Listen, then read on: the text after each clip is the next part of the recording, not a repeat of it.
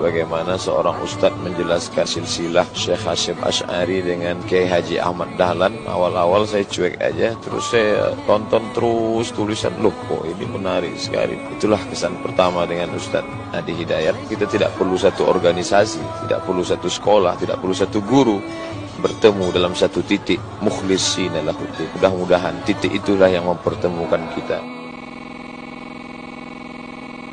Kenapa Kiai Haji Hasyim Asy'ari mendirikan NU 31 Januari 1926? Karena merasa ketika Muhammadiyah sudah tampil 14 tahun sebelumnya, itu beliau melihat di NU itu nggak muncul-muncul ulamanya. Asy'ari dengan pendiri Muhammadiyah, Muhammad Darwish, itu satu keluarga, satu saudara yang sama, bahkan ngajinya sama-sama, itu di Semarang, di Kiai Haji Soleh Darat. Ya. Dia ada 3 orang, Muhammad Darwish, kemudian Hasyim Asy'ari, satu lagi itu kakek buyutnya Cak Nun, MH Ainun Najib. Cuma 2 ini yang menonjol. Karena menonjol, bagus baca kitabnya, soleh orangnya, itu langsung diperintahkan pergi ke Mekah, diberikan kitab. Ya. Kalau kakek buyutnya MH Ainun Najib, itu cuma diberikan cincin pada saat itu. Ya.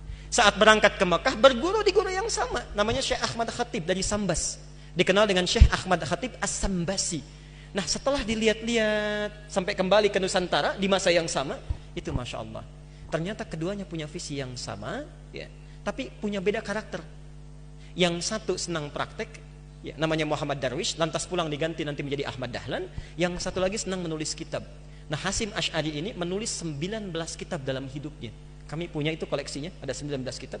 Nah, sebelum beliau menulis dan mendirikan Nahdlatul Ulama itu, kayak aja Ahmad Dahlan kan senang praktek. Begitu pulang, menafsirkan surat Al-Ma'un, tidak tunggu nulis buku. Selesai kajian, buka pakaian luarnya, keluarkan uang yang dibawanya, sampaikan pada masyarakat, bikin rumah sakit, bikin pesantren, bikin sekolah, bikin macam-macam praktek.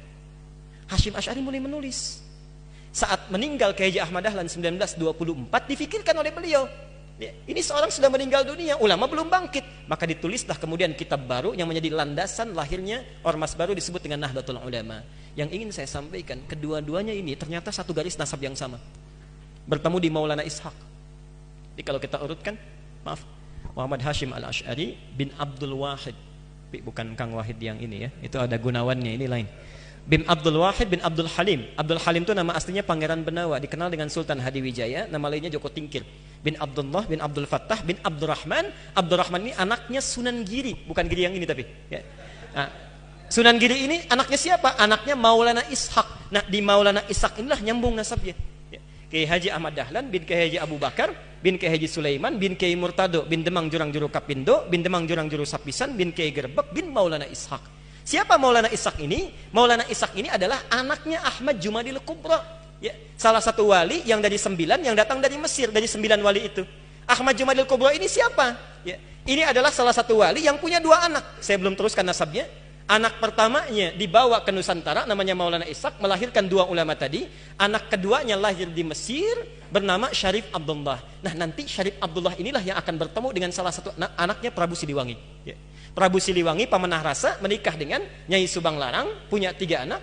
Anak pertama Walang Sungsang, lahir 1423. Anak keduanya Rara Santang, lahir 1426. Anak ketiganya Raja Sengara, lahir 1427.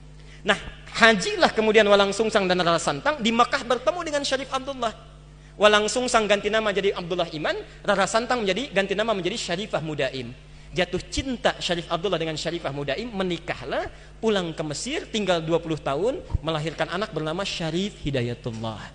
Berguru pada Syekh Ibnu Athaillah As-Sakandari. Pulang nengok kakek buyutnya, bertemu dengan Prabu Siliwangi. Saat itu tinggalnya ada di lingkaran Jati, maka dikenallah dengan saat itu dengan nama Sunan Gunung Jati. Nah, baik Ahmad Dahlan ataupun Hasyim Asy'ari itu berada di satu garis yang sama, dari Ahmad Jumadil Kubra bin Ali Zainal Al-Kabir bin Ali Zainal Abidin, keturunannya dari Al-Husain, Husain anaknya Ali, Ali suami Fatimah, Fatimah putri Rasulullah sallallahu alaihi wasallam. Tapi sampai hari ini tidak pernah Ahmad Dahlan disebut dengan Habib. Itu enggak ada. Kiai Ahmad Dahlan. Yang penting sikapnya seperti Nabi, tuturnya seperti Nabi, pandangannya seperti Nabi.